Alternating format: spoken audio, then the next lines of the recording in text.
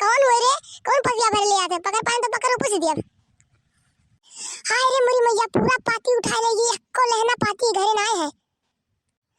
सोचे ना 2 महीना ताबम हम एको बुटो ना है जोन खदुआए रहे तोन गौवा भर हुल्लर कह दीन। का वो भौजी का बर लगाए हो? का बताई भैया, पतियो बल लगे दजे पुते बुटो जोन जुरान ना वहां उठा लेगी। अरे भौजी दिया बाहर लिया कर, कम से कम खतवा दाओ चली आवा करो। अरे दिन में आज छुट्टियां मिले, सजो छुट्टियां मिलत है। आज बीफे बाजार रहा तो चली गई ना साग सब्जी लावे। अरे भौजी काव काव लायु है? गोभी लायन है, मटर लायन है, परवल लायन है।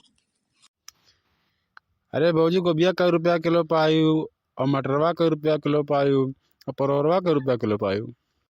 मटरवा 25 रुपए में रहा, गोभिया 20 रुपए में रहा और परवलवा 50 रुपए में रहा।